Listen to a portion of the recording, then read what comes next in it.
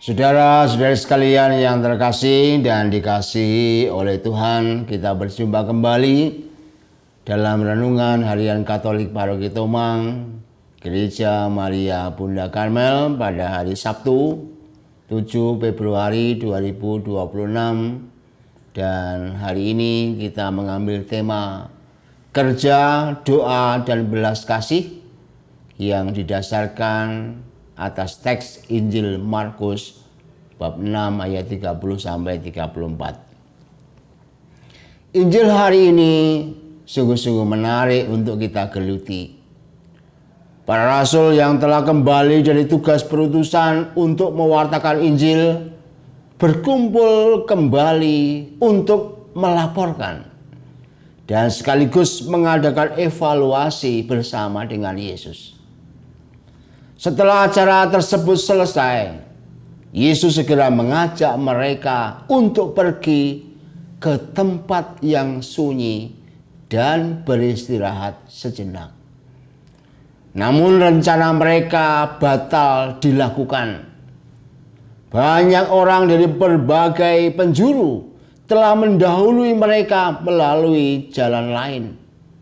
Disitulah hati Yesus tersentuh oleh belas kasihan melihat mereka semua yang datang menghadang untuk mendapatkan keselamatan. Yesus pun mengajar mereka dengan berbagai macam hal.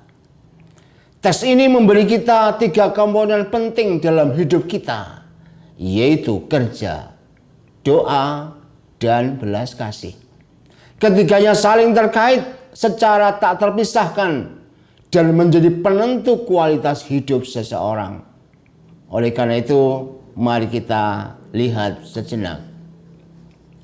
Yang pertama, kerja.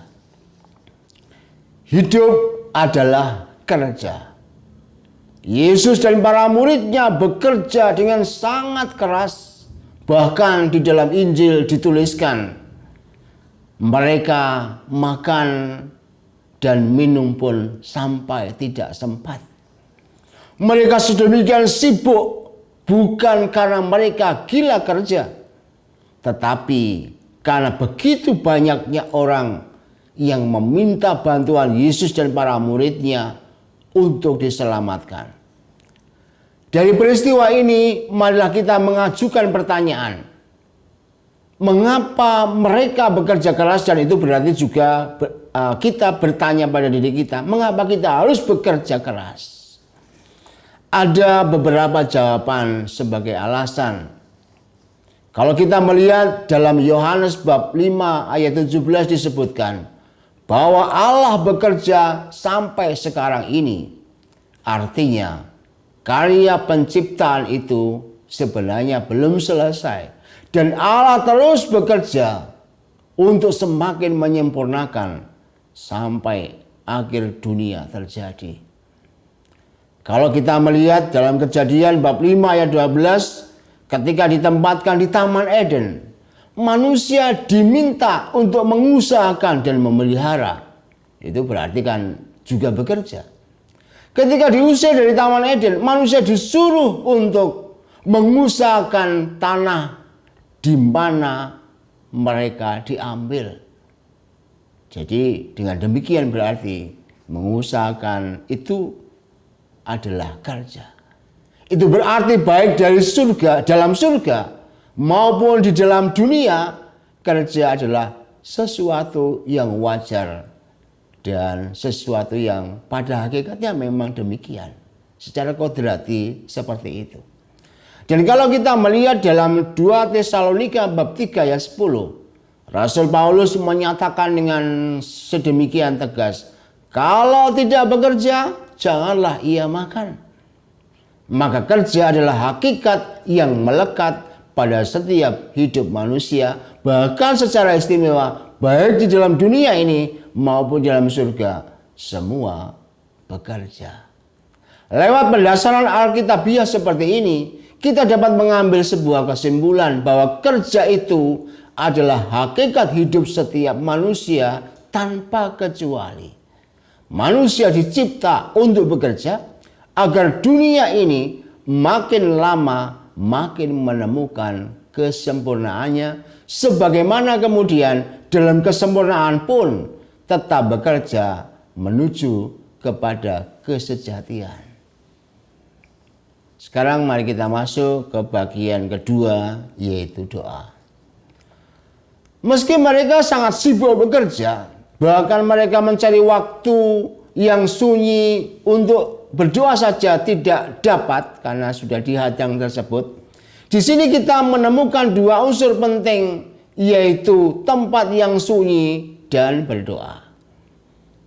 Menariknya adalah dalam Injil disebutkan tujuan tempat yang sunyi itu adalah agar mereka dapat beristirahat sejenak. Maka doa di tempat yang sunyi adalah cara untuk mengistirahatkan raga agar bisa berdialog dengan lebih sempurna dan nyata dengan Allah. Ini kiranya dapat dipahami dengan cara demikian. Mengapa doa menjadi sangat penting sebagai unsur yang mengimbangi kerja keras? Ada juga beberapa alasan yang bisa kita telusuri. Misalnya, di sini terdapat sebuah relasi ketergantungan. Kerja saja tanpa doa akan cenderung stres atau bahkan frustrasi lah. Saat semuanya terkuras habis untuk bekerja, doa menjadi sarana pemulihan yang amat jitu. Namun doa saja tanpa kerja adalah menghayal. Disinilah terdapat relasi ketergantungan antara kerja dan doa. Keduanya saling memberi dampak demi kesempurnaan. Lalu kemudian bisa juga kita melihat bahwa penentu sukses itu ternyata bukan hasil usaha belaka, tetapi adalah anugerah Allah. Tanpa doa, orang akan merasa bahwa apa yang dilakukannya, bahkan hasil yang didapatkannya adalah semata-mata terjadi akibat hasil usahanya sendiri. Karena melihat bahwa tanpa doa kan dapat dilihat juga berhasil. Karena begitu giat bekerja, akhirnya orang lupa bahwa segala-galanya adalah rahmat Allah. Dan ketika orang sudah mulai sakit dan tidak bisa melakukan apa-apa, orang kemudian, oh iya, manusia ternyata terbatas juga. Disinilah kemudian penentu sukses kehidupan sebenarnya bukan kita, tetapi Allah sendiri. Lalu kita juga bisa mengambil alasan dalam doa, kerja menjadi sarana untuk menemukan kehadiran Allah. Dan inilah yang paling utama di dalam hidup kita. Bahwa segala-galanya apapun itu, bahkan dalam kerja itu, kita diajak atau dihantar untuk menemukan kehadiran Tuhan Allah kita. Sebab pada akhirnya kita semua akan berhenti pada Tuhan sendiri. Sekarang mari kita masuk ke dalam bagian yang terakhir, yaitu belas kasih. Titik penting antara kerja dan doa adalah belas kasih.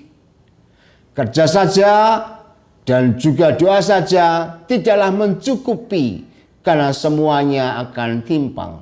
Namun puncak dari kerja yang dibungkus dalam doa akan selalu menggerakkan hati dipenuhi oleh cinta. Orang tidak akan pernah kehilangan harta yang paling berharga dalam hidupnya, yaitu cinta yang terwujud dalam belas kasih.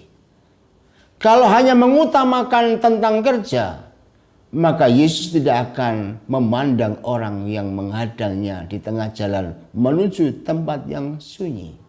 Kalau hanya mengutamakan tentang doa, tentu Yesus tidak menunda dan mengatakan bukan saatnya sekarang bekerja. Tetapi justru karena dia melihat bahwa di situ ada perjumpaan tersebut, maka ujungnya adalah dalam kerja dan doa, orang akhirnya mudah untuk bisa melihat belas kasih di antara segalanya. Pertemuan kerja dan doa yang bermuara pada belas kasih tersebut akan memungkinkan seseorang mengalami dicintai oleh Allah, sehingga beranjak untuk mencintai Allah dan sekaligus mencintai sesamanya. Sehingga Yesus tadi mengatakan mereka seperti gembala, seperti domba yang tidak mempunyai gembala. Dengan demikian, saat cinta tumbuh subur dalam hidup, manusia akan menjadi secitra dengan Allah, sebab Allah adalah cinta. Dan secara otomatis pastilah di sini manusia, kita semua akan menemukan bahagia. Maka dalam kesatuan antara kerja dan doa yang memungkinkan seseorang memiliki belas kasih, di dalamnya kebahagiaan akan terjadi. Karena di situ seseorang disatukan dengan Tuhannya, sumber kebahagiaan hidup. Mari kita belajar untuk bekerja, belajar untuk berdoa, belajar untuk berbelas kasih yang menjadi satu kesatuan, bukan terpisah-pisah. Tuhan memberkati kita.